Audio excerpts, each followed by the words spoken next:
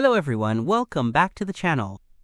Today we're tackling a topic that's once again making headlines: Jeffrey Epstein, and the Trump administration's latest move to manage growing political fallout surrounding the case.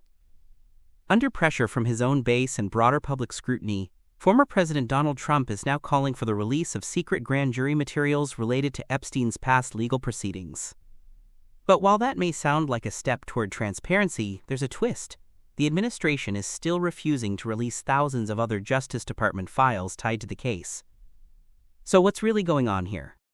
Let's break this down clearly and comprehensively, piece by piece. The renewed spotlight on the Epstein case didn't come out of nowhere.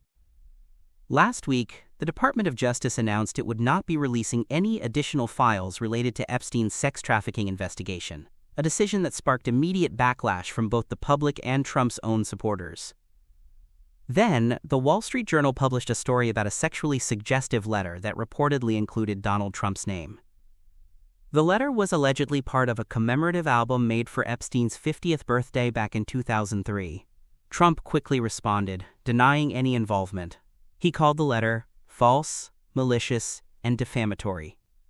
In response to the growing controversy, Trump announced via social media that he had instructed Attorney General Pam Bondi to seek the release of any relevant grand jury materials, subject to court approval. He labeled the situation a politically motivated scam, blaming Democrats for fueling the narrative, and said it's time for the story to end. Before we go any further, it's important to understand exactly what grand jury materials are and why they're typically kept secret. A grand jury is a panel of citizens that decides whether enough evidence exists to bring criminal charges against someone. Unlike regular court trials, grand jury proceedings are closed to the public and involve only the prosecutors, witnesses, and the jurors themselves. Defense attorneys are not allowed in the room, and judges rarely attend. This secrecy exists for several key reasons: to protect the reputations of individuals who are investigated but not charged, to encourage witnesses to testify truthfully without fear of retaliation or public exposure, to avoid tipping off suspects about the details of an investigation. Because of these protections, courts are usually very reluctant to unseal grand jury transcripts, even long after a case is over. In fact, illegally disclosing grand jury information is a federal crime for prosecutors and officials. That said, witnesses themselves are not bound by this rule and may speak publicly about their testimony if they choose to. Even with support from the Justice Department, unsealing this type of evidence can take months of legal debate to determine what, if anything, can be shared, and how to do so without harming victims or compromising sensitive data. Let's manage expectations here. Even if the court agrees to unseal the grand jury records, and that's a big if, the contents are unlikely to satisfy those demanding full transparency or sensational revelations. Why? Because grand jury records focus on prosecutorial strategy and internal evidence, not necessarily the broader picture. They're not designed to answer conspiracy theories or public speculation about Epstein's connections to powerful elites. Many conspiracy theorists are focused on Epstein's alleged ties to political, business, and celebrity figures, but the grand jury files may have little to say about those associations. In short, this move may look like a gesture toward openness, but it may do little to actually resolve the public's deeper concerns. Here's the core of the controversy. While the Trump administration is pointing to the courts to handle grand jury records, it already holds thousands of pages of other documents related to Epstein, and it's choosing not to release them. Back in February, following a heavily criticized release of redacted Epstein files, Attorney General Bondi promised more would follow.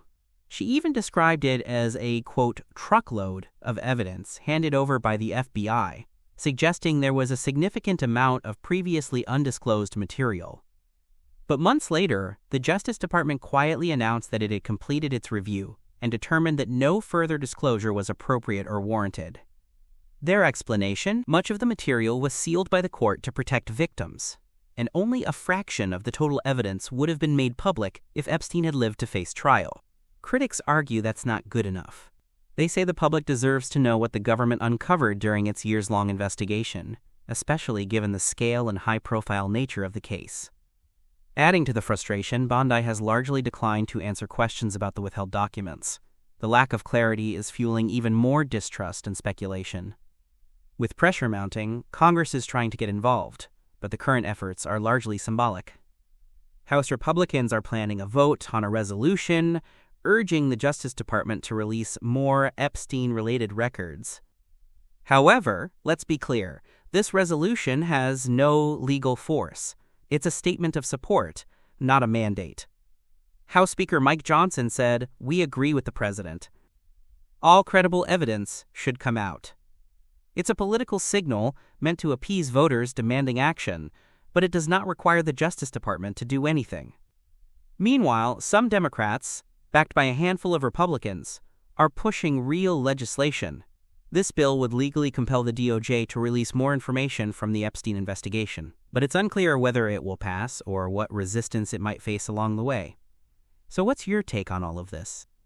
Is the Trump administration taking real steps toward transparency? Or is this just political posturing? Should the government release everything it has on Epstein? And do you think we'll ever get the full truth about who was involved and what really happened behind the scenes? Drop a comment below and let me know what you think. If you found this breakdown helpful, informative, or thought-provoking, make sure to hit that like button, subscribe, and ring the bell so you don't miss our next deep dive into politics, justice, and power. Thanks for watching, and I'll see you in the next one.